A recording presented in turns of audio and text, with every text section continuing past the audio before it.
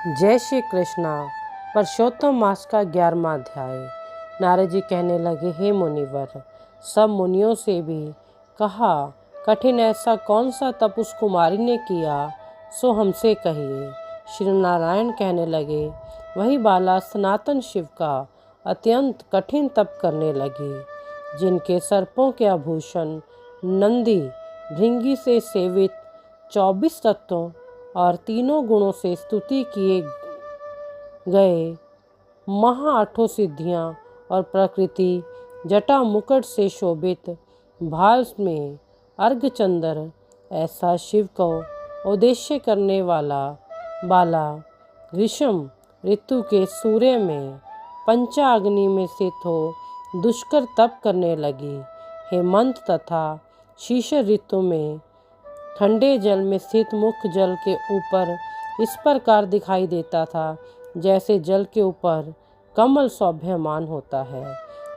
उसका ऐसा कठिन तप देखकर इंद्र महाचिंता को प्राप्त हो गया। हे अर्जुन, सब देवताओं की ओर से महर्षियों को सहारने योग्य ऐसा कठिन तप में प्रवृत्त हुई ऋषि कन्या को 9000 वर्ष बीत गए।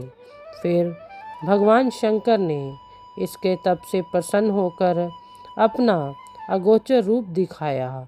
उस रूप को देखकर वह कन्या झटपट खड़ी हो गई, मानो उसके देह में प्राण आ गए। तब से उसका शरीर जो दुर्बल हो गया था, मानो रिष्ट पुष्ट हो गया। उस बाला ने नम होकर भगवान शंकर को प्रणाम किया।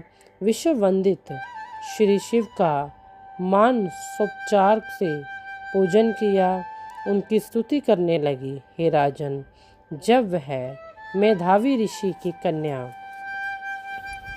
ने तप किया तो भगवान शंकर की स्तुति करके वो शांत हो गई। तब महा कठिन तप से उसका किया हुआ स्तोत्र सुनकर प्रसन्न मुख वाले भगवान शंकर बोले कि तेरा कल्याण हो, मन वांछित फल मांगो। महाआनंद में मगन कुमारी ऐसा सुनकर प्रसन्न हुई और भगवान शंकर से बोली कि हे दीनानाथ, यदि आप मुझ पर प्रसन्न हैं तो मुझको पति दीजिए। ऐसा ही वह 5 बार कहकर शांत हो गई। तब शिव मुनि कन्या को कहने लगे, हे बाला, तूने जो अपने मुख से कहा है वैसा ही होगा। तूने 5 बार पति मांगा है, सो हे सुंदरी, तेरे 5 पति होंगे।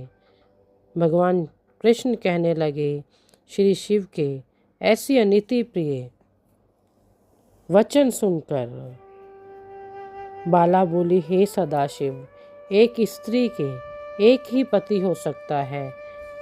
कहीं भी स्त्री 5 पतियों वाली ना देखी ना सुनी। एक पुरुष के 5 स्त्री तो हो सकती हैं, मैं 5 पतियों वाली कैसे होंगी?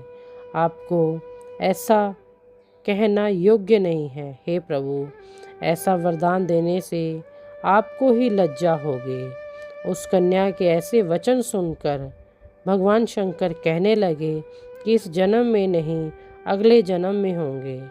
वहाँ तू तपोबल से योनि से उत्पन्न नहीं होगी और वहाँ अग्नि से उत्पन्न सुख को प्राप्त होकर परम पद को प्राप्त होगी।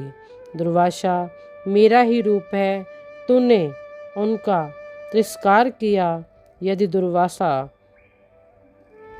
तुम्हें श्राप दे देते तो तीनों लोकों को जला देवें। तूने अत्यंत ब्रह्म तेज का तिरस्कार किया है और तूने भगवान के प्रिय पुरुषोत्तम मास का व्रत नहीं किया, जिसको श्री कृष्ण भगवान ने सब ऐश्वर्य सौंप दिया।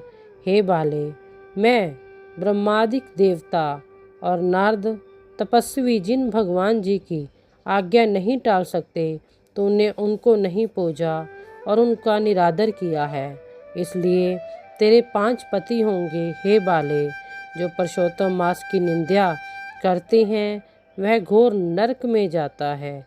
उसके विपरीत कभी भलाई नहीं हो सकती। जो पुरुषोत्तम के भक्त हैं वह पुत्र पौत्र और धन से युक्त हैं। इस लोक और परलोक की सिद्धि को प्राप्त होते हैं। हम सब देवता भी पुरुषोत्तम की सेवा करते हैं। इस प्रकार कहकर श्री नीलकंठ महादेव तत्काल अंतर ध्यान हो गए। तब वह बाला हैरान हो गई। सूत जी कहने लगे, हे ऋषियों, सदाशिव ने अंतर ध्यान होने से उस कन्या की चिंता और बढ़ गई। जय श्री कृष्ण, जय श्री राधे।